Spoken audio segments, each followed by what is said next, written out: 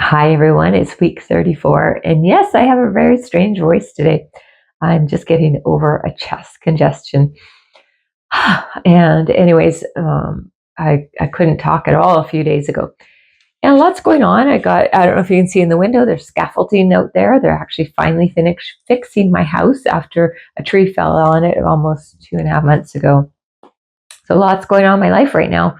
But I'm still staying strong in our reading through the Bible in a year. And this last week was very encouraging. I had lots of time to read because I was so sick. But we finished Book of Esther, went into Job. We read First Corinthians, finished that, and we read some of Psalms and Proverbs. And again, we're repeating the Psalms, and I just love them. But I always enjoy the Psalms. But Esther is a book that I always enjoy. It's such a dramatic story. This poor young girl ripped away from her family and taken into to the king and has to try and prove herself. And then if she gets chosen by the king, she becomes a queen. And by the grace of God, she was. And it was Mordecai who says, maybe you were born for just such a time as this. And obviously, when we know the whole story, God had chosen her to be there to save his people.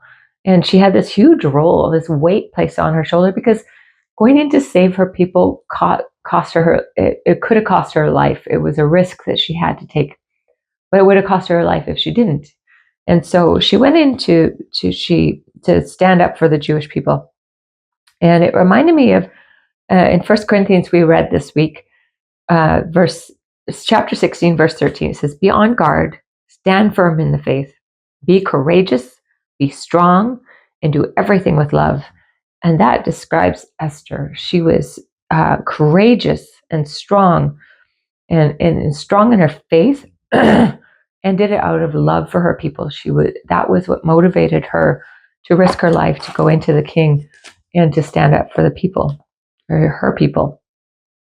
Again, 1 Corinthians 15, verse 58. These are verses that I journaled on this week. And they're very similar. It says, "So my dear brothers and sisters, be strong and immovable. Always work enthusiastically for the Lord. For you know that nothing you do for the Lord is ever useless." This is the NLT version. I love that. Be strong, immovable, always enthusiastic for the Lord, for what you do for the Lord. For nothing that you do for the Lord is ever useless. And I thought, wow, we do a lot of things in our lives that are useless. A lot of wasted time, really. And some things you have to do, like shopping, cooking, cleaning. It feels useless, but they have to be done. But there's other things that we do, like, looking at Netflix or playing games or strolling through Pinterest, useless things. But what we do for the Lord is not useless. And I don't know about you, but I love to feel productive. And I love that sense of having done something that feels like it's for a good purpose. And we see that for Esther's life for sure. Her life was definitely a purpose. But in the small things that we do every day, we can do things for the Lord that have everlasting impact. It can be a smile at a cashier.